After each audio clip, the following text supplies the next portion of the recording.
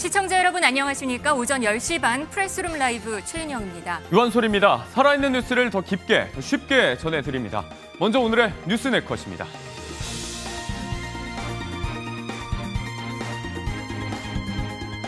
G7 정상회의 때 이재명 대통령과 프랑스 마크롱 대통령의 대화 모습입니다. 분위기는 좋아 보이는데요. 이 대통령은 1박 3일 일정을 마치고 오늘 새벽에 귀국했습니다.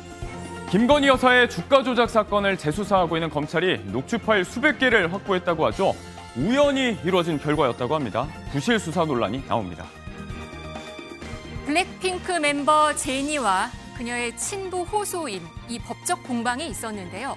법원이 제니 측의 손을 들어줬습니다. 유명 연예인의 친부를 자처한 경우가 종종 있었습니다.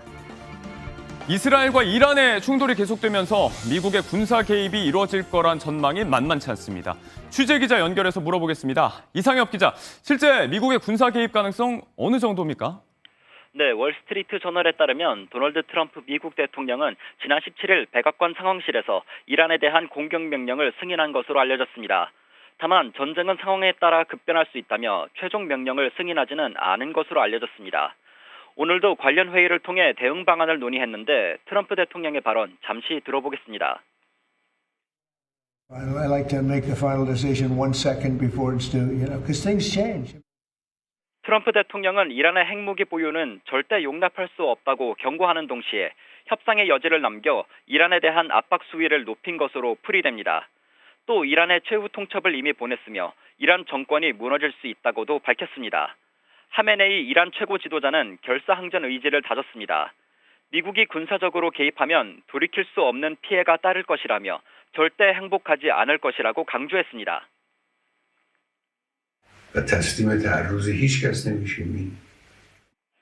미국이 실제로 군사작전에 돌입할 경우 이란이 중동 내 미국 기지를 공격할 것으로 전망된다는 외신 보도가 나오며 긴장감은 극단으로 치닫고 있습니다. 이란 정부는 이스라엘의 물리적 공격에 이어 사이버 공격 가능성까지 우려하며 자국 내 인터넷 접속을 전면 차단했습니다. 지금까지 보도국 국제부에서 MBN 뉴스 이상엽입니다. 네, 이스라엘과 이란의 무력 충돌이 일주일째 벌어지고 있습니다. 확전 우려는 더 커지는 모양새입니다. 김종국 더불어민주당 정책위 부의장, 강전의 국민의힘 대변인 나왔습니다. 안녕하세요. 안녕하세요. 네, G7 정상회의에서 트럼프 대통령이 급히 조기에 귀국하더니 실제 군사 개입 가능성은 조금 커지는 모양새입니다. 이 상황이 악화될 수 있으니까 우리나라도 좀 준비를 잘해야 될 것 같은데요. 새 정부 어떻게 지금 준비할까요? 말씀하신 것처럼 G7 회의에서 이재명 대통령이 공급망 문제에 대한 안정성들을 얘기했었는데 네. 중동에서 확전이 됐을 경우에 에너지 공급에 큰 차질이 벌어지게 되고 하필이면 우리 같은 경우 좀 경제적으로 상당히 위기의 상황이고 외교적으로도 3년 동안 상당히 고립된 측면들이 있었는데 네. 이 문제가 더 불거지게 된다면 우리 경제에 상당히 큰 치명타를 받을 수 있다는 생각이 들거든요. 네. 그래서 선제적으로 좀 에너지를 다변화할 수 있는 역할들을 했어야 되는데 이 급작스러운 전쟁 사태가 벌어졌기 때문에 그런 부분에 대한 대책들이 제대로 좀 준비된지 모르겠습니다. 시작된 지 며칠이 안 된 상황이고요. 네. 그래도 과거의 경험들이 있기 때문에 에너지 공급망 문제로 전 세계가 힘들었던 과정들을 우리도 겪었기 때문에 아마 정부 내 거기에 대한 플랜 B의 대책들이 있을 거라 생각이 들고요. 네. 그런 플랜 B 대책을 통해서 전쟁의 상황에도 불구하고 공급망 문제에 대해서 우리 경제가 완충할 수 있는 좀 방법들을 국민들한테 설명하고 좀 발빠르게 대처하는 과정들을 보여줬으면 좋겠다. 그리고 아마 이런 부분들을 요구했기 때문에 이재명 대통령을 뽑지 않았을까 생각이 들어서 좀 지켜보시면 좋을 것 같습니다. 알겠습니다. 이재명 대통령은 1박 3일간의 G7 정상회의 일정을 마치고 오늘 새벽 한국에 도착했습니다. 9개국 정상들과 릴레이 회담을 하면서 숨가쁜 일정이었는데요. 그 모습 보시겠습니다.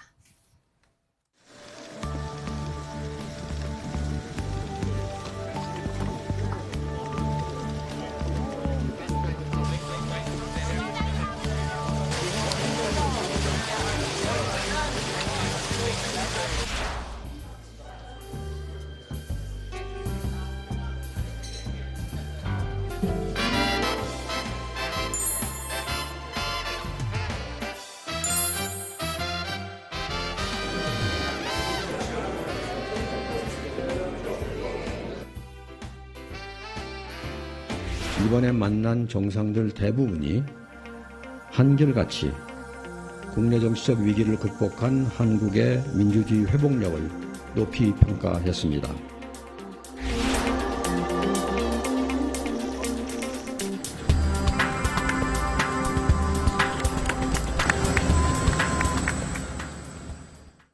취임한 지 얼마 안 돼서 떠난 순방길이었기 때문에 좀 준비가 부족하지 않았을까라고 예상도 됐었는데요. 영상 보니까 대변인 생각보다 친화력도 있었고 뭐 마크롱 대통령이 윙크도 하는 모습도 있었고요. 어깨 동무를 하는 모습도 있었고요. 그래도 좀 분위기 많이 좋았던 것 같아요. 맞습니다. 이번 G7에 가기까지 이재명 대통령이 당선되고서는 뭐 시간이 얼마 없었기 때문에 네. 어떻게 보면은 인선조차도 끝나지 않은 상황에서 간 것이었죠. 그래서 혹시라도 뭐 트럼프 미국 대통령과 깊이 있게 회담을 하게 됐을 때 제대로 대응할 수 있겠냐라는 우려들도 있었는데 네. 이번에는 뭐 좀 안타깝지만 어쨌든 트럼프 미국 대통령과의 정상회담이 불발된 것은 다음번으로 미뤄야 될 것으로 보이고 네. 다른 정상들과의 만남들을 보았을 때는 상견례 형식이었다라고 생각이 됩니다만 어쨌든 우리가 신뢰를 회복하고 그리고 앞으로의 외교를 정상화하는 모습은 이재명 대통령이 그래도 어느 정도 보여주고 오지 않았나라고 생각을 합니다. 네. 김혜경 여사 같은 경우에도 그 지역에 있어서의 우리 그 한국인들을 만나거나 이런 행사들도 참석을 하면서 다소곳한 모습들을 보였었는데 네. 그동안의 대선 캠페인 과정에 있어서는 김혜경 여사도 이제 사법 리스크가 있었기 때문에 실질적으로 활동이 좀 어려운 부분들이 있었을 거예요. 근데 이제 영부인이 되었기 때문에 공식적인 일정들에 있어서는 대통령실에서 잘 처리를 하면서 앞으로도 외교 과정에 있어서 도움되는 모습들을 보았으면 좋겠다 생각합니다. 긍정적으로 많이 네. 긍정적으로 보시는군요. 맞습니다. 특히 브라질의 룰라 대통령과 이 소년공이었던 어린 시절 얘기를 하면서 좀 공감대를 쌓기도 했다는 모습이 좀 눈길을 끌었어요. 제가 볼 때 특이한 공통점이죠. 대통령이 소년공을 소년공. 통해서 대통령까지 네. 올라갈 수 있는 과정들은 거의 불가능한데 지금 동시대에 브라질 대통령, 그다음에 한국의 대통령이 어린 시절 그리고 또 소년공 시절에 둘 다 또 몸에 어떤 피해를 당해서 불구 상황이 된 측면들이 있기 장애, 때문에 네. 장애가 있기 네. 때문에 좀 이런 문제 관련해서 서로가 충분히 공감할 수 있었다는 생각이 들고요. 그래서 좋은 친구를 한 명 만난 것 같다. 그러니까 국제사회에서 저런 대통령 한 사람을 만난다고 얘기하는 건 다자회담 과정에서 매우 중요한 의미가 있는데 하필이면 이게 또 브라질이라는 큰 나라라는 의미에서 굉장히 좋은 친구를 하나 얻었다라는 생각이 들고요. 또 이거 말고 제가 제일 좋았던 건 뭐냐면 유엔 사무총장이 9월 달에 대한민국의 민주주의 회복에 대해서 국제사회 총회에 와서 좀 얘기를 해달라는 말씀을 하시면서 네. 대한민국이 민주주의를 지키고 시민이 승리한 민주주의의 이야기를 국제사회에 얘기하게 되면 한국의 국격이 매우 높아질 수 있다. 그러면 이전까지 우리가 만들었던 K컬처 플러스 K데모크라시라고 하는 문화와 민주주의라고 하는 두 가지의 국격을 만들어낼 수 있다면 앞으로 이 위기와 경쟁의 세계화 시대에 나름대로 한국이 이걸 돌파할 수 있는 좀 큰 힘을 가질 수 있겠다는 생각이 들어서 두 가지 정도 민주주의 회복력 그다음에 룰라 대통령 두 사람을 만난 게 우리에겐 큰 우군이 되지 않을까 생각을 합니다. 근데 룰라 대통령은 또 아까 재미있는 게 사법 리스크 닮은 꼴 이 얘기도 있어요. 그러니까요. 하필이면 또 다 이렇게 유사하게. 그래서 룰라 대통령 같은 경우는 실제로 감옥까지 갔다 온 상황이었고요. 뭐 국민들이 룰라 대통령을 다 막아주려고 하는 장면이 다큐멘터리에 나와서 사법 권력이라고 하는 것이 정치 권력을 그리고 한 정치인을 어떻게 탄압하고 정치 앞길을 막을 수 있는지를 보여줬었는데 뭐 이재명 대통령도 유사한 길을 걸었잖아요. 그러니까 소년공과 어떤 사법 권력에 의해서 피해를 당했던 두 사람의 만남이라고 하는 것들은 어떻게 하면 저런 피해에도 불구하고 자기의 인내와 끈기를 가지고 국민과 함께 소통함으로써 국민적 지지를 얻어서 대통령 자리에 올라갔다라고 하는 역사적인 하나의 중요한 두 가지의 경험 사례이기 때문에 저 두 사람이 앞으로 계속 좀 잘 됐으면 좋겠고 특히 계속 말씀드립니다만 브라질이 꽤 큰 나라입니다. 우리한테 큰 도움이 될 수 있는 나라이기 때문에 도움이 저런 됐으면. 끈끈한 관계는 매우 중요한 관계라고 생각을 합니다.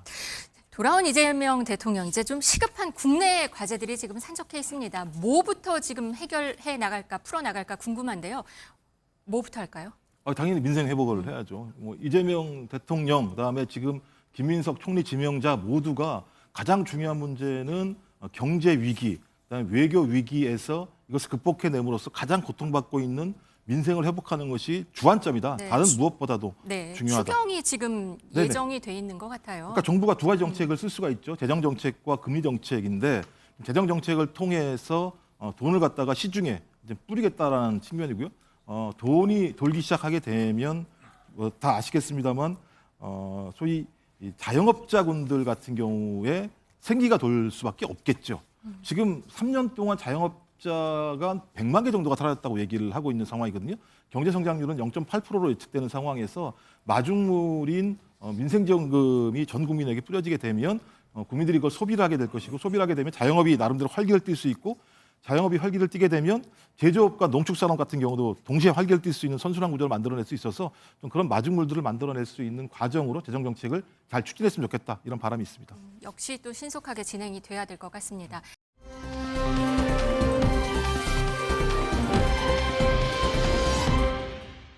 특검 소식으로 좀 넘어가도록 하겠습니다. 3대 특검 모두 바삐 움직이고 있는데요. 김건희 특검은 가장 빠른 속도로 준비와 수사 개시를 진행하고 있습니다. 그런데 김건희 여사가 우울증으로 대학병원에 입원하면서 또 여러 목소리들이 나오고 있습니다. 듣고 오시죠. 김 여사가 이제 지병학화로 아산병원에 입원했던 보도가 나왔는데 계속 우울증 약을 먹었으니까 아. 평소에도 안 좋았고요. 네.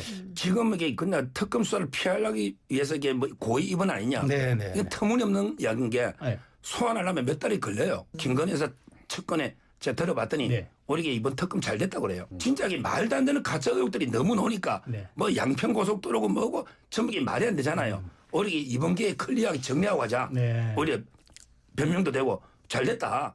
정말 그 표현대로 극심한 우울증이라면 저렇게 밖에 있으면 안 되죠.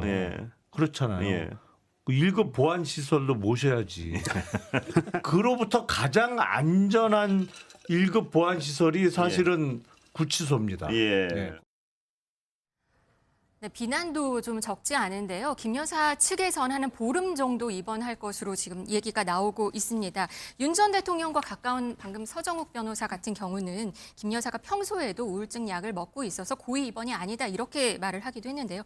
찾아보니까 지난해였던 것 같아요. 김 여사가 국립정신건강센터를 방문한 적이 있더라고요. 여기서 나오는 얘기가 뭐 누구에게나 인생을 살다 보면 삶의 위기, 저에게도 왔었고 몇 년 동안 심하게 아팠었다. 이런 얘기를 하면서 뭐 깜깜한 밤하늘이 나를 향해 무너져 내리는 듯한 불안감도 경험했다. 이런 얘기까지도 했어요. 그렇죠. 보세요? 과거의 발언들을 보면은 우울증 증세들은 계속 있었던 것이 아닌가라는 조심스러운 예측들이 있습니다. 그리고 최근의 상황에 있어서 이게 악화가 되면서 병원 입원까지 이루어지게 된 것인데 김건희 여사 측에서는 검찰 조사와는 상관이 없다라고 이야기를 하고 있어요. 다만 국민들께서는 왜 지금 시점에서 계속 소환 요구가 들어가고 있는 시점에서 이렇게 된 것인가 의문점을 가지시는 거죠. 왜냐하면 대선 전에도 소환 요청이 있었을 때 대선에 영향을 끼칠 수 있다라고 하면서 대선 이후로 미뤄달라고 이야기를 했고 네. 지금은 뭐 결과적으로는 특검이 이제 시작이 될 것이기 때문에 검찰에서 추가적으로 진행을 하게 될지는 약간 의문이 있습니다만 본인과 좀 약간 불리한 이야기들이 계속 언론에서도 나오고 있는 상황이란 말이에요.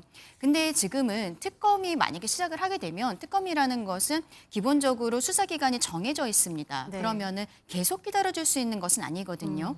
민준기 특검이 이 상황과 관련해서 기자들이 물어봤을 때 이번에 대한 이야기는 언론 보도를 보고 알았다라고 이야기를 했습니다. 네. 저는 이게 의미가 있다라고 생각을 해요. 일단은 특검은 지금 준비 단계이기 때문에 김건희 여사 측에서 특검에다 자료를 제출하진 않겠지만 네. 검찰에서는 이미 수사를 받고 있는데 우리가 검찰 같은 데서 수사기관에서 소환 요청이 오면 전화로 몸이 안 좋습니다. 이럴 수 있는 건 아니에요. 진단서라든지 서류를 제출해야 되는데 민준기 특검이 이야기한 것은 공식적인 서류가 접수된 것은 없는 것으로 알고 있다. 이렇게 저는 우회해서 해석해야 된다고 생각을 하거든요. 네. 그러면은 추가적으로 김건희 여사 측에서 뭐 보름 정도 뒤에 퇴원을 한다 해도 퇴원 이후에도 몸이 안 좋아서 못 나갈 수 있다라는 이야기들은 계속 나올 수 있기 때문에 서류를 제출해야 되는 것이고 거기에 대해서는 검찰이나 특검에서 적의 판단을 해서 이 그 조사에 대해서는 결정해야 되지 않을까. 민준기 특검은 시기가 언제가 됐던 간에 대면 조사는 있을 것으로 본다라는 형태로도 기자회견에서 이야기를 했거든요. 네. 그것을 보면은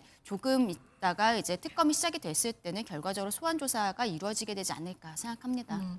그런데 이 도이치모터스 주가 조작 사건과 관련해서 지금 검찰이 지금 재수사를 하고 있는 네. 상황이잖아요. 근데 김 여사 녹취 파일을 한 수백 개 정도 발견을 했다. 근데 이게 지금 우연히 발견된 거다. 이게 또 새로 나왔어요. 우연히. 이게 그렇죠. 가능한 이게 건가요? 좀 의아한 게 서울중앙지검에서 작년 10월에 결국에는 기소하지 않겠다라고 결정을 하면서 한 이야기가 어떤 수익 보장 약정이라든지 이런 것들에 대한 증거가 없었다라고 이야기를 했거든요. 네. 그런데 결국에는 최근에 올해 4월에 서울고검에서 재기수사 결정이 나온 것입니다. 2달 정도밖에 되지 않았는데 압수수색 과정에서 사실 근데 이것도 우연히 발견이 된 거라는 거예요. 이번에 압수수색 과정에서 녹취록에 나온 증권사 같은 경우에는 김건희 여사가 전화로 매매를 한 것이 아니라 HTS라는 시스템을 통해서 매매를 한 것으로 알려져서 그동안에 중앙지검이나 서울고검에서도 뭐 통화 내역이라든지 이런 것들에 대해서까지 압수수색을 하지 않았던 것으로 보이는데 그건 어느 정도는 이해가 되는 게 압수수색이라는 거는 영장을 먼저 법원에서 받아야 돼요. 네. 그러면 영장을 받기까지의 그 소명하는 과정들이 좀 부족하기 때문에 아예 이 부분을 안 했던 것이 아닌가라는 생각이 드는데 근데 또 다르게 생각을 해보면은 관련자들 이제 담당했었던 직원이라든지 이런 데에 대해서 참고인 조사 같은 것을 먼저 했으면은 전화가 여러 번 왔습니다. 이런 진술을 확보해서 그다음에 그걸 가지고 압수수색 영장을 칠 수도 있었던 부분이 아닌가라는 생각이 드는 거죠. 결국에는 고검에서 이 자료들을 최근에 파악을 하긴 했습니다만 고검 자체가 이것을 또 해석하는 시간들도 필요할 것이고 당장 특검이 시작이 되기 때문에 고검 자체보다는 특검으로 이 자료들을 넘겨서 특검에서 추후에 기소하게 되지 않을까라고 생각합니다. 이렇다 보니까 좀 검찰 부실 수사 의혹 얘기가 계속해서 나오는 것 같습니다. 이게 수사가 시작이 된 건 꽤 오래전이어서 4년이 넘은 상황이잖아요. 그렇죠. 거의 5년 정도 된 상황이었고 김건희 여사 측에서는 문재인 정부 때부터 이미 수사가 시작되었다라고 이야기를 하고 있습니다. 지금 민주당의 이성윤 의원 같은 경우에도 김건희 여사 사건을 담당하는 서울중앙지검장이었었던 사실도 있거든요. 네. 그렇다면 이 과정에 있어서 왜 이러한 형태의 수사가 들어가지 않았는지 이것이 정말로 부실 수사였던 것인지 아니면 약간 능력 밖의 부분이었던 것인지 여기에 대해서는 아마 특검 과정에서 조금 더 밝혀지게 되지 않을까라고 생각합니다. 네, 이 녹취 파일이 나오면서도 새로운 내용들이 계속해서 나오고 있는 상황입니다. 뭐 2달간 20억 원을 맡기고 수익의 40%를 약속한 정황이 있었다. 아니면 키맨인 주포 김모 씨는 녹취를 듣고 김 여사가 관련 내용을 알고 있었을 가능성이 있다. 이런 취지의 진술을 했다. 뭐 이런 새로운 기사들이 계속해서 나오고 있는 상황이거든요. 그랬어요. 갑작스럽게 말씀하신 건 4년 반 동안 아무것도 못 찾고 있다가 그 윤석열 전 대통령이 파면된 4월부터 재수사를 했고 50일 만에 이런 내용들을 검찰 스스로가 외부에 밝힌 내용들인데 제가 볼 때는 이걸 새롭게 발견했을까? 거기에 대한 의심이 꽤 많이 있는 거죠. 근데 보면 2021년도 7월 달 검찰 압수 물품 목록에 의하면 목록 20-3이라 그래가지고요. 매매 보조 자료, 녹음 파일, 녹취서 그래서 소위 4개의 증권사에 대한 목록이 있는데 여기 미래에셋 대우가 들어가 있어요. 근데 이 내용을 가지고 있는 거거든요, 실제적으로. 아, 그럼 근데 우연히 발견한 게 아니라고 아까 보시는 그때 거예요? 검찰이 법원에 제출하지 않았겠죠, 이 내용을. 그러면 검찰이 알고 있었거나 아니면 모르고 그냥 가지고 있었거나 둘 중에 하나겠죠. 전 그렇다면 이 수사를 4년 반 동안 했는데 모르고 가지고 있었다면 말이 안 되는 거라는 생각이 들기 때문에 여기 나와 있는 검찰 압수 물품 목록에 대해서 검찰이 어떻게 다루었는지에 대해서 확인해 봐야 된다. 근데 이게 확인이 가능한 게 뭐냐면요. 김건희 특검 16가지 중에서 수사 방해, 조사 방해 행위에 대해서도 수사를 할 수 있게 돼 있습니다. 그럼 검찰이 이런 행위를 했다라고 얘기하는 건 자체 내부에서 수사를 방해했거나 조사를 방해한 행위들이 될 수 있기 때문에 조사를 해야 된다는 거 하나 하고 또 하나는 2024년도 7월 3일 날 김주현 민정수석과 김건희 씨가 비화폰으로 통화했다는 내용들이 나오지 않습니까? 근데 통화 내용 자체를 들어보면 17분 49초, 15분 58초, 뭐 개인적인 개인적인 얘기는 아니란 말이에요. 또 비화폰으로 얘기했으면 뭔가 보완이 필요한 내용들이었는데 이게 있은 다음에 11일 만에 소위 출장 조사, 황제 조사라는 게 있었고요. 도이치모터스 조사 같은 경우도 이때부터 흐지부지가 됐었고 이 수사를 총괄했었던 서울중앙지검장과 4차장은 현 정부가 들어오기 직전에 박성재 법무부 장관이 사표를 수리를 해서 검사를 그만둔 여러 가지 정황들이 있기 때문에 이 부분과 관련해서도 검찰이 김건희 씨 수사를 소위 묵인 또는 덮어둔 거 아닌가라는 의심이 꽤 있는 거죠. 전 그렇다면 이 부분은 아직 사실관계가 밝혀지지 않았으니 네. 특검을 통해서 검찰이 4년 반 동안 김건희 씨에 대해서 어떤 수사를 한 것인지 그리고 어떤 증거 자료를 확보한 것인지 그리고 왜 그 증거 자료를 갖다가 확인하지 못한 것인지 만약에 확인했다면 왜 밝히지 않은 것인지에 대해서 좀 명백히 밝힐 필요가 있다. 만약에 이걸 밝혀지지 않게 된다면 검찰의 존립의 근거는 국민을 위해서가 아니라 권력을 위해서라고 하는 것이 확인되기 때문에 저는 이건 매우 중대한 사안이라고 생각을 합니다. 특검이 지금 한창 출범을 준비 중인데요. 검찰 재수사팀에선 이렇게 새로운 내용들이 나오면서 어떻게 이게 흘러갈지 좀 궁금해지는 상황입니다. 한번 관련된 영상 보시겠습니다. 지금까지 수사를 통해 확인된 증거 관계 및 관련 법리를 종합할 때 피의자가 주범들과 시세조종을 공모하였다거나 그들의 시세조종 범행을 인식 또는 예견하면서 계좌 관리를 위탁하거나 직접 주식 거래를 하였다고 보기 어려워 금일 피의자에 대해 혐의 없음 결정을 하였습니다.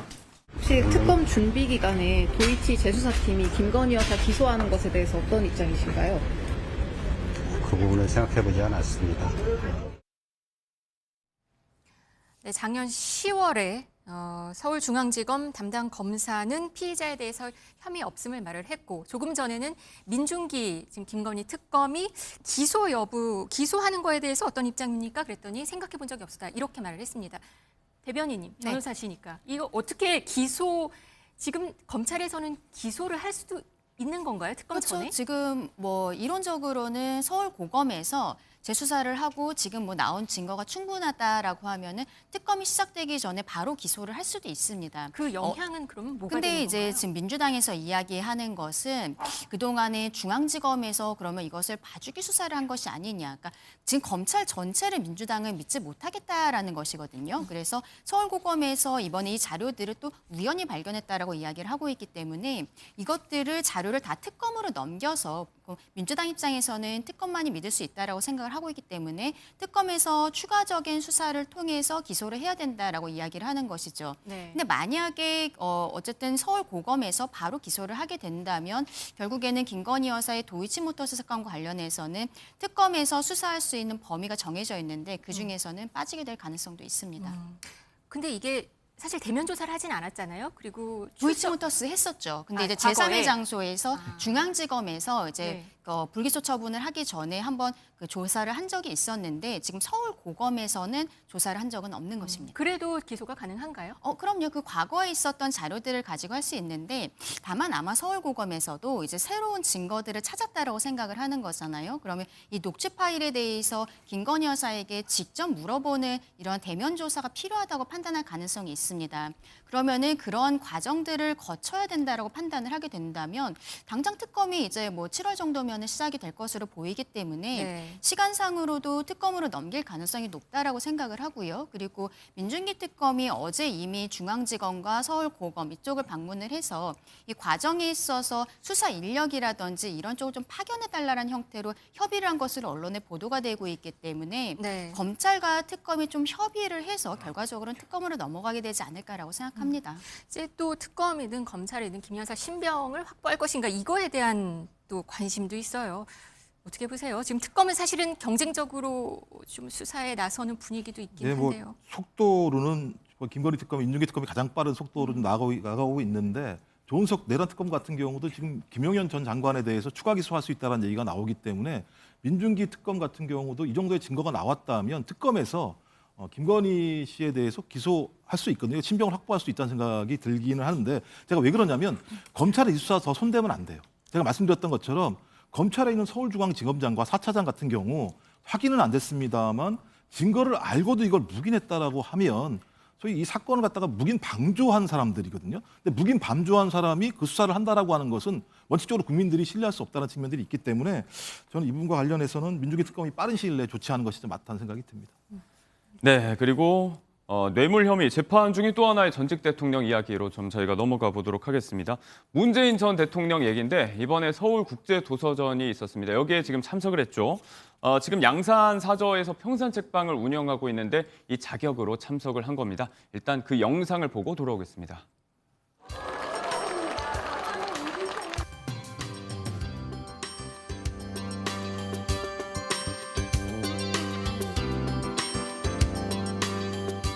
책으로 축적한 지식의 힘으로 대한민국은 근대화되었고 경제 성장과 민주주의를 함께 이뤘습니다.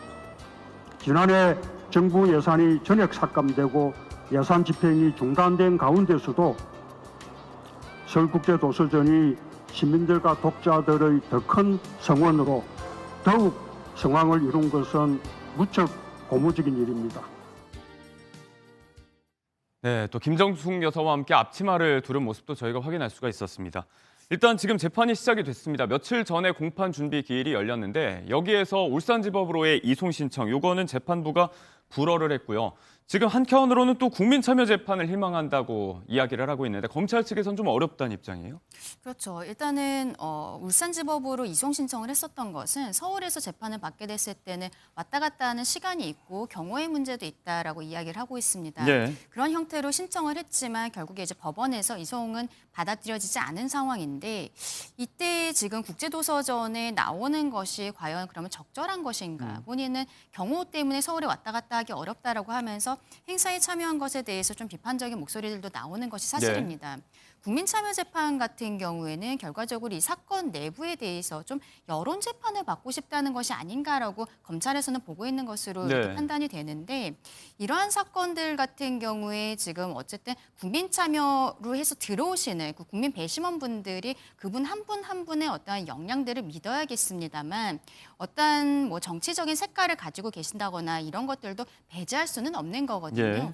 다만 우리 대한민국 같은 경우에는 국민 배심원들의 의견에 법원이 구속되진 않습니다. 배심원들의 생각과 또 재판부가 다른 판단을 할 수도 있습니다만 그럼에도 불구하고 그런 일들이 있을 때는 특히 문재인 전 대통령 사건 같은 경우에는 굉장히 크게 언론에 보도가 될 수밖에 없어요. 그리고 국민참여재판을 했을 때는 보통 하루에서 이틀, 좀 재판을 짧게 하거든요. 근데 지금 문재인 전 대통령이 갖고 있는 혐의라든지 이런 것들은 뭐 증인신문이라든지 여러 가지 사건들이 좀 있어야 되는 상황에서 빠르게 끝낼 수도 없는 상황이어서 검찰에서는 좀 난색을 표하고 있는 것이 아닌가라고 생각합니다. 네, 일단 뭐 반론을 한번 안 들어볼 수가 없을 것 같아서 한마디 좀 하시겠습니까? 일단 재판을 받지 않겠다는 것도 아니고 형사소송법에 자기 관할지에서 재판받게 돼 있어요. 상식적으로. 그러니까 형사소송법을 따르라고 얘기하는 건데 검찰이나 서울지법이나 여기에 대해서 반대하는 저 이유를 모르겠어요. 그러니까 전직 대통령이 재판받으려고 맨날 올라와야 되는 거거든요. 근데 검찰이 증인 몇 명 신청한 줄 아세요? 120명이나 증인을 신청을 했습니다. 그러면 내내 이재명 정권 내내 문재인 전직 대통령이 재판받으러 서울을 왔다 갔다 해야 된다는 얘기밖에 안 되는 상황이에요. 그러니까 형사소송법에도 어긋나는 내용이고 그다음에 문재인 대통령이 국민참여재판을 희망한다는 얘기는 뭐냐면 검찰의 기소가 어이가 없어서 그러는 거예요. 그러니까 그런 거잖아요. 예를 들면 사위가 갑자기 직장을 갖게 돼서 월급을 받게 됐다. 근데 그 이전에 문재인 전 대통령이 그 딸에게 생활비도 아니에요. 그 딸의 집에 살고 있기 때문에 월세 개념으로 준 겁니다. 생활비를 받았으니까 그게 사실상 뇌물이다라고 하는 논리예요. 이런 논리를 가지고 검찰이 기소를 해서 재판을 벌이고 있는 상황인데 자, 국민 여러분 들어보십시오. 이게 어떻게 뇌물입니까? 저도 국민의 법상식에 어긋나는 방식으로 전직 문재인 대통령에 대해서 생피를 주려고 하는 재판을 벌이는 의도가 무엇일까라고 하는 부분과 관련해서 이런 부분에 대해서 공개적인 어떤 국민참여재판을 통해서 무엇이 옳은지 좀 밝혀보자 이런 의미로 얘기를 하신 거로 제가 알고 있습니다. 여기에 대한 이제 재판부의 결정은 오는 9월 9일에 있을 2차 공판 준비 기일에서 확인할 수가 있으니까요. 시한이 좀 남았죠. 그때 재판부의 결정을 한번 지켜보도록 하겠습니다.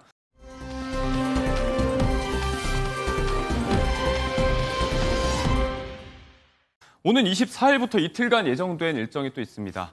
김민석 국무총리 후보자의 인사청문회가 예정이 돼 있는데 청문회에서 대부분의 의혹을 소명한다는 입장이고 이것과는 별개로 사실상의 총리로서의 행보가 시작이 된 게 아닌가. 연일 업무 보고받고 어제는 장마 대비해서 현장 점검도 했는데 자, 청문회에서 모든 의혹을 해명한다. 별개로 일부 의혹은 직접 입을 열어서 반박을 하기도 했습니다. 목소리 한번 듣고 오시겠습니다.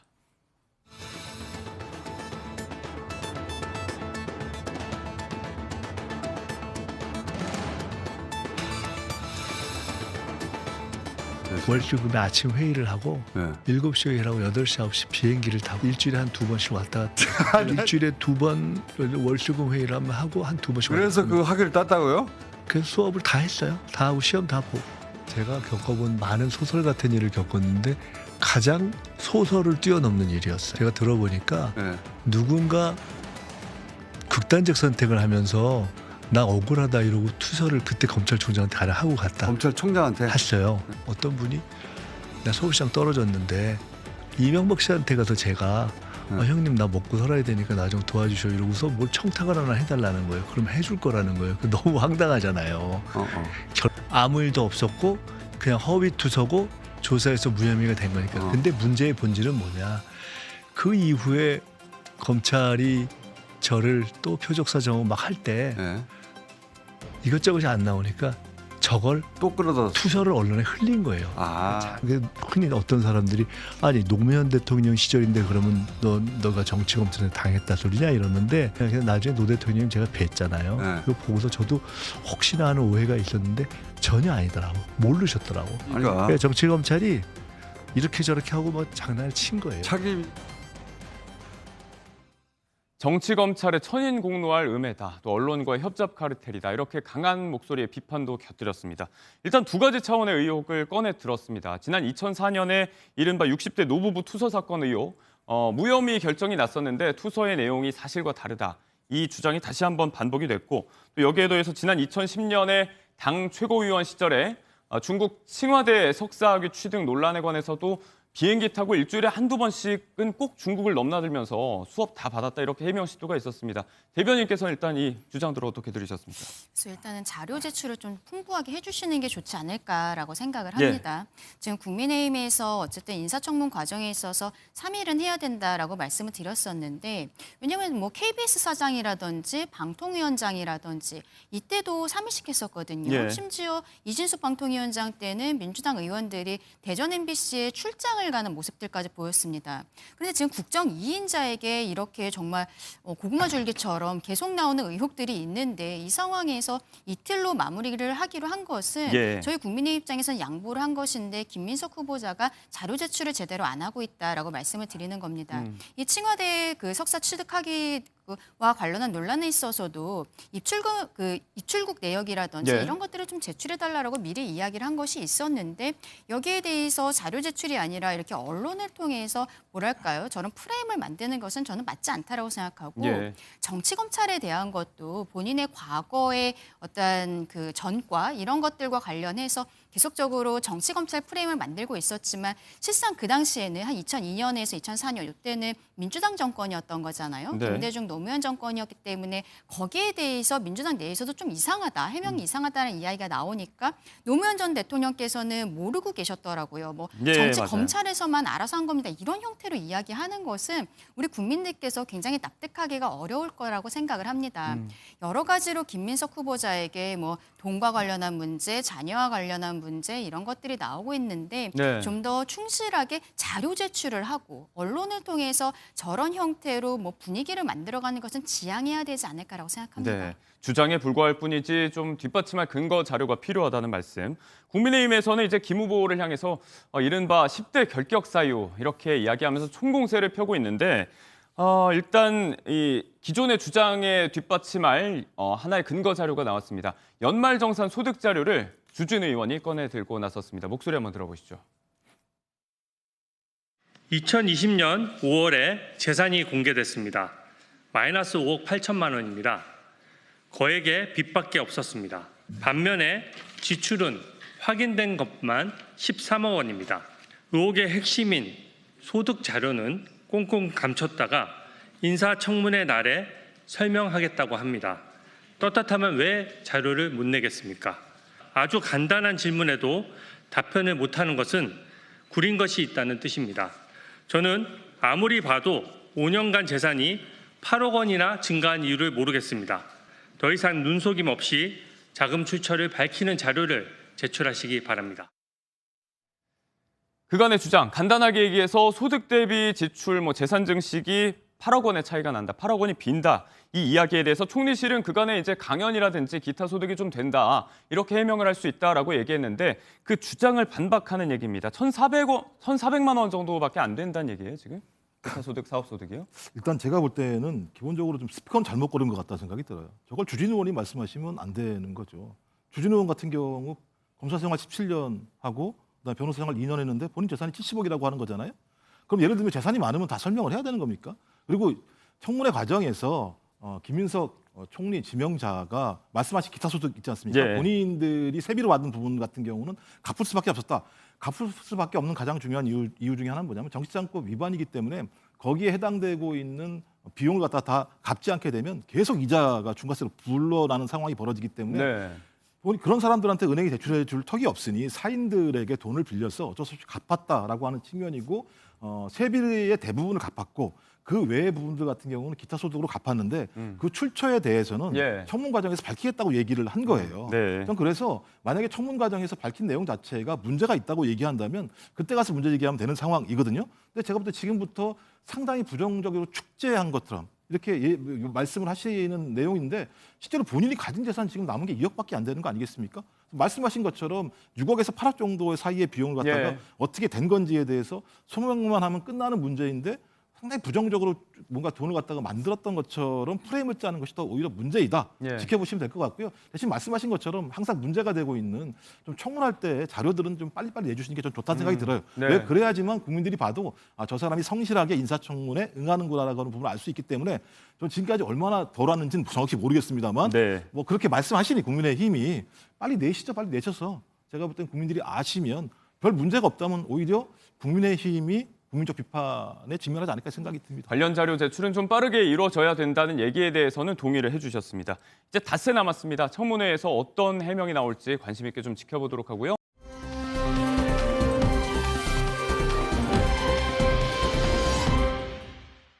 자, 이 소식부터입니다. 블랙핑크의 멤버 제니 씨와 그녀의 이른바 친부 호소인 간의 법적 공방이 최근에 마무리가 된 것 같습니다. 이게 작년 9월부터 불거졌던 논란인데 어떻게 된 일이었는지 정리를 좀 부탁드릴게요. 네, 한 남성이 있습니다. 이 남성이 내가 제니의 친부다 이런 글을 처음에는 온라인 커뮤니티에 올렸고요. 예. 그런 다음에 이걸 심지어 장편 소설까지 출간을 했고 그리고 거기에는 제니의 소속사 로고까지 이 표지 안쪽, 표지 여기다가 또 이 로고까지 실었어요. 이제 이런 부분.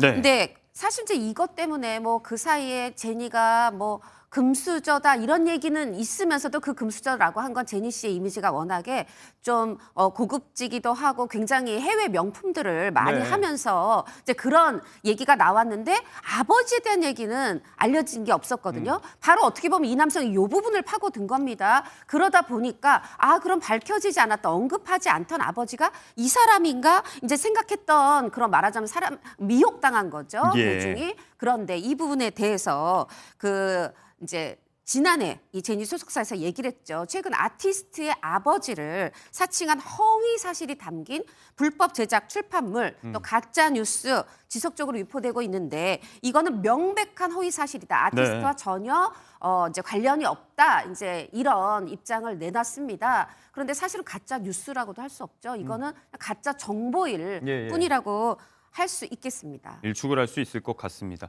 연예인 측근 사칭 사건이 하도 기승이었는데 아예 이 경우는 이제 아버지 가족을 사칭한 경우였고 재판부의 판결 취지는 어떻게 됐을까요? 일단은 재판부는 이 출판물에 대해서 배포 금지를 해달라라는 청구의 소에 대해서 그 예. 부분을 인용했습니다. 재판부가 판단하기로는 일단 본인은 내가 제니의 친부가 맞다라고 주장을 하기는 하지만 그에 관련된 자료를 제출하지 못하고 있다라는 네. 거예요. 더군다나 이 제니의 가족관계 증명서를 보면 친부가 이제 당연히 기재가 되어 있는데 친부라는 사람의 인적 사항과 지금 내가 친부다라고 주장하는 사람 사이의 인적 사항이 일치하지 다른 않는다라는 거죠. 것입니다. 그렇기 때문에 그러한 정황들을 보자라고 한다면 결국 친부가 아니다라고 볼 수 있겠고 그렇다면 친부라고 주장하는 책에 대한 배포에 대해서는 금지되는 것이 맞다라고 재판부는 봤습니다. 폐기 명령이 내려졌는데 이 책이 생각보다 많이 팔렸다면서요. 그럼 그동안 팔아서 벌어들인 이득 이런 건 어떻게 되는 걸까요? 일단은 뭐 신속하게나마 그래도 판매 금지, 배포에 대한 금지 결정이 나온 것은 다행인데요. 그 이전에 만약에 판매했던 수익이 있다라고 예. 한다면 제니 씨 측에서 이것을 부당이득 반환 청구 소송을 제기할 수 있습니다. 그래서 본인이 사실이 아닌 정보를 가지고 제니 씨의 소위 이름을 팔아서 책을 이렇게 판매를 하고 수익을 거둔 것이기 때문에 이것은 부당이득이다라고 해서 일부 반환 청구를 해볼 수 있겠고요. 네. 만약에 이것이 범죄 행위도까지 판단이 된다면 당연히 이것은 몰수 추징돼야 되는 대상이 될 수 있기 때문에 그 수익을 이 남성이 누리기는 쉽지 않아 보입니다. 별개의 소송이 필요하다. 일단은 가족관계 증명서상 등재된 친부가 이분이 아니다, 다르다, 아버지가 아니다라고 일단락이 된 것 같습니다. 이 과정에서 이제 제니 씨의 가정사가 다시 주목을 받고 있습니다. 제니 씨와 엄마가 모친 사이에 굉장히 또 각별한 것으로 알려져 있는데 이 부분이 주목받고 있어요. 영상을 한번 보겠습니다. 스타일이 확고했던 아이였던 것 같아요. 옷 입는 거 좋아하고 엄마랑 그런 걸로도 많이 싸우고 다투고. 왜요? 제가 진짜 말을 잘 듣는 딸이었는데 학교 갈 때나 어디 나갈 때 엄마가 이거 입으라고 하면은 제가 입고 싶은 거 입어야 된다고. 처음에 뉴질랜드에 도착했을 때 어땠어요? 처음에는 한 이틀 정도 울었대요. 낯설어서? 네, 혼자 유학을 가서. 지금 생각해보니까 되게 어리더라고요. 너무 어리네요. 어머니께서 해외에 있는 학교 생활도 경험했으면 좋겠고 영어도 일찍 배워야지 본인께 된다는 거를 알고 계셔가지고. 몇 마디 말이 없어도 이제 행간에서 엄마에 대한 사랑이 절절하게 느껴지는 것 같습니다. 둘이 이제 워낙에 꼭 붙어서 함께 살아왔지만 또 그런 말도 하잖아요. 가족 간에는 좀 떨어져야 애틋해진다고. 10살 때부터 홀로 타지 생활을 제니 씨가 하지 않았습니까? 맞습니다. 엄마랑 9살 때 제니 씨가 뉴질랜드로 여행을 갔었다 그래요. 근데 엄마가 너 여기서 살래? 그랬더니 제니 씨가 응 했고 바로 이듬해 10살 때 이제 뉴질랜드로 조기 유학을 떠나게 됐는데 네. 제니 씨가 이제 와서 보니 엄마가 나의 성향을 굉장히 잘 알았던 것 같다. 뭐냐 하면 예. 이제 한국에 있으면 너무 많이 공부해야 되는데 뉴질랜드에서는 자연과 가깝고 흙과 가깝고 1시간 공부하면 또 2시간 놀리면서 근데 그 노는 게 요리도 가르치고 예. 미술도 가르치고 자연 체험도 하고 그런 어떤 넓은 세상에서 공부하길 바랐던 것 같다 이렇게 얘기를 하고요.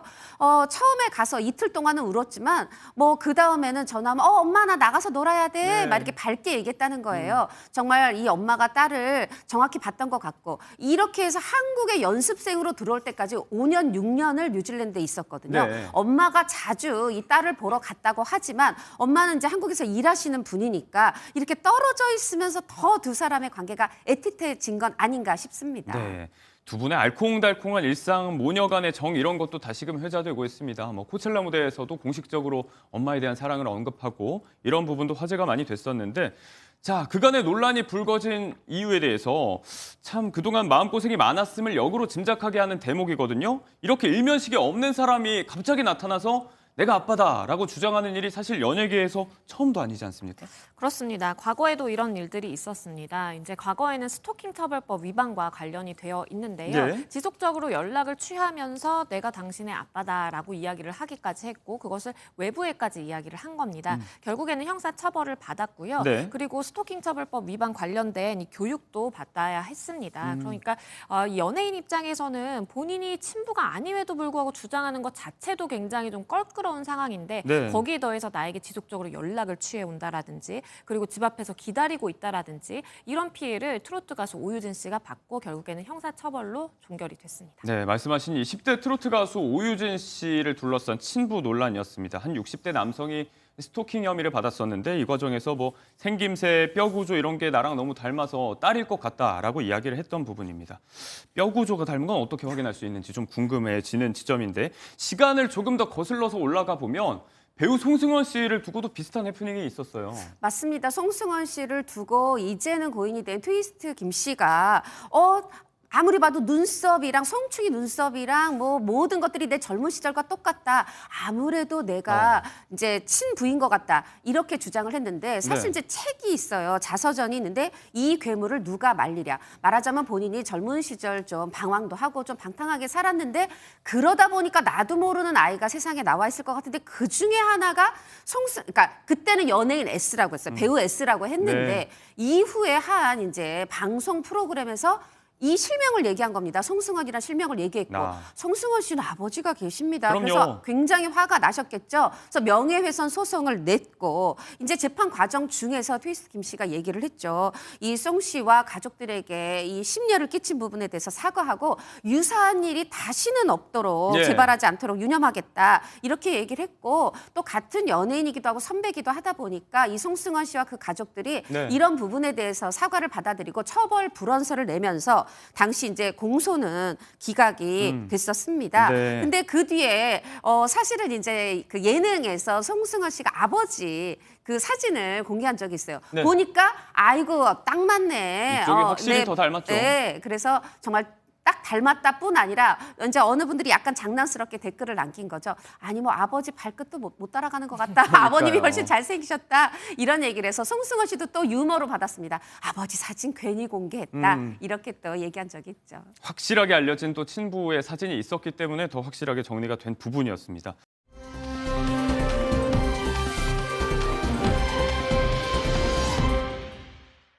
아주 불미스러운 일에 휘말린 연예계가 또 한 번 얼룩지고 있습니다. 해외에서 정말 많은 사랑을 받고 있는 K-팝 스타 더보이즈의 멤버 주황년 씨가 성매수 의혹에 휘말렸습니다. 일단 공식 탈퇴가 된 상태죠. 공식 탈퇴됐고요.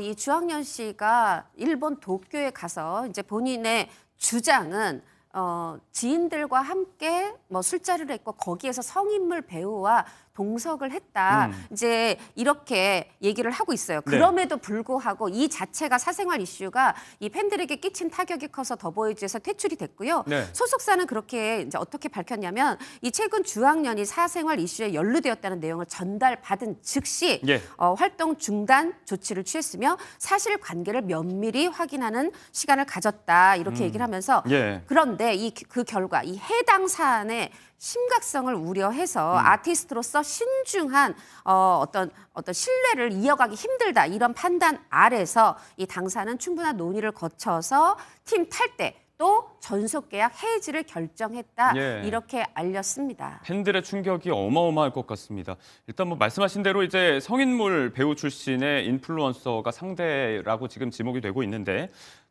주황년 씨 본인은 이제 동석은 했지만 일각에서 알려진 성매수는 없었다라고 이야기를 하고 있고 이 해명에도 일단 고발장은 접수가 됐습니다. 수사 촉구가 있는데 만약에 이게 사실이라고 하면 해외에서 벌어진 일이기 때문에 처벌이 가능한가? 이 부분도 의문이에요. 처벌이 가능합니다. 왜냐하면 우리 형법은 이제 속인주의라고 해서 우리나라 사람이 우리나라에서 범죄를 저질러도 처벌하지만 우리나라 사람이 해외에 가서 범죄를 저질러도 역시 처벌을 하는 조항을 마련해 두고 있기 때문입니다. 그래서 범죄지가 도쿄라고 하더라도 우리나라 국적을 가진 주황년 씨의 경우에는 성매매 처벌법 위반으로 처벌 가능성이 있는 것이고요. 그러한 점에 근거를 해서 실제 우리나라에도 고발장이 접수가 된 것입니다. 만약에 처벌이 된다라고 한다면 성매매 처벌법에 따라서 1년 이하의 징역 또는 300만 원 이하의 벌금에 처해질 수가 있습니다. 그리고 주황년 씨가 소속된 그룹 더보이즈의 소속사가요. 또 이분이 있는 것으로 유명하기도 합니다. 지금은 프로듀서로만 활동하고 있는 MC몽 씨가 회사 설립에 또 관여한 것으로 알려지고 있는데 하필 비슷한 시점에 업무 배제가 됐어요. 여러 이야기도 같이 나오고 있는 것 같습니다. 그렇죠. 병역 기피 문제로 지금은 굉장한 가수였는데 그냥 프로듀서로 활동을 하고 있었는데 주황년 씨가 그 도쿄에서 동석한 자리에 이 해당 회사의 소속사의 프로듀서가 있었다 이런 보도가 나왔고 그런데 누군지는 확인이 되지 않았는데 이거 오비 일학처럼 그 비슷한 시기에 이 프로듀서에서 업무에서 배제가 됐다. 이제 이런 사실이 나오면서 혹시 그러면 그 프로듀서가 MC몽이 아니냐 이제 이런 의구심이 제기가 된 상황인데 사실 오늘 이제 오전에 소속사에 연락을 해봤지만 말을 아끼고 확인해 주지는 않았습니다. 그런데 지금 대중은 아무래도 그런 것 아니냐 그냥 이런 눈초리를 보내는 상황입니다. 네, 또 한 번의 굽지 못한 시선이 이어지고 있는데 일단 공식적으로 이 건과 관련이 있다. 이건 의혹 차원이고 아직은 확인이 되지 않은 부분이 있습니다. 추가 보도를 좀 살펴보도록 하겠습니다. 연예계 소식 두 분과 전해보겠습니다. 고맙습니다.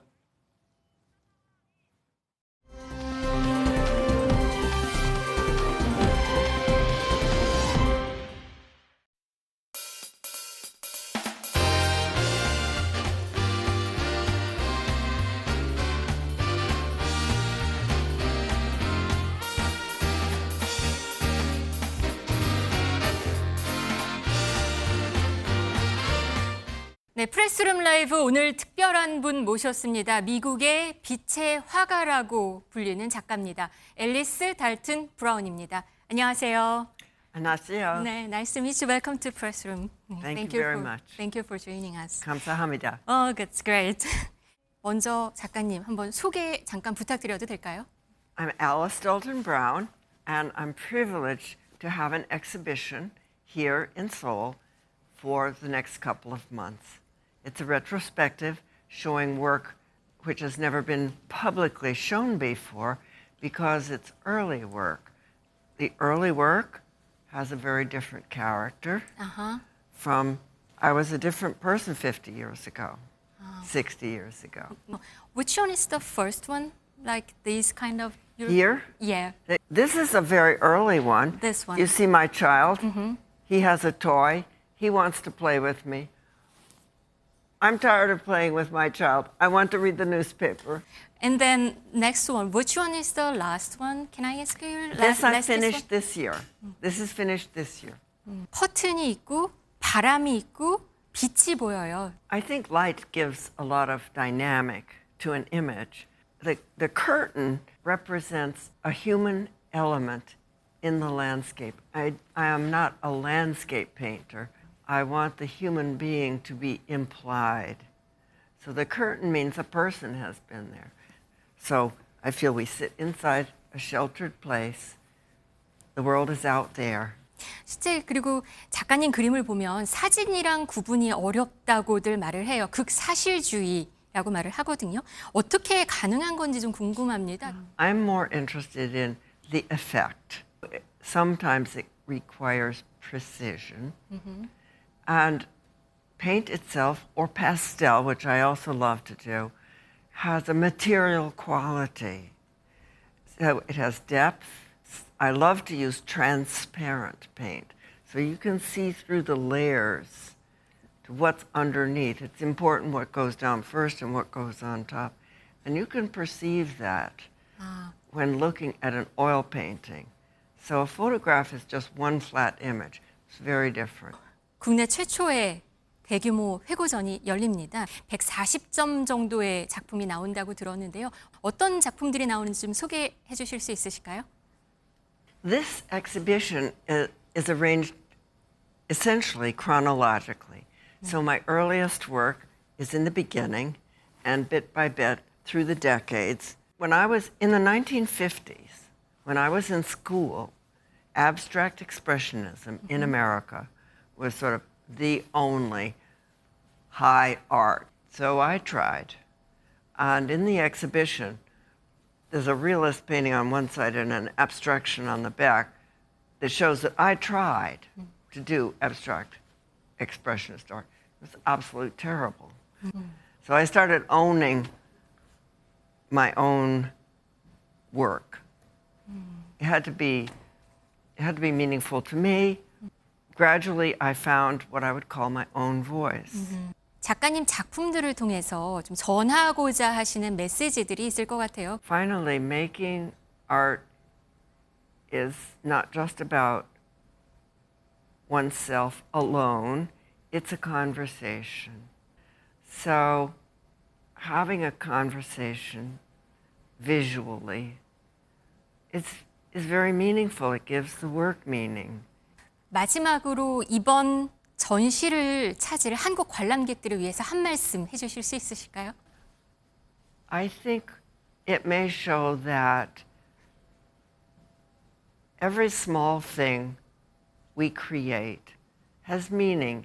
You can start with something small and just keep creating. It feeds our souls to create. It makes us feel healthy.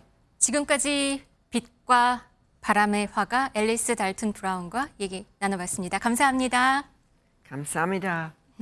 Thank you so much. Really appreciate it.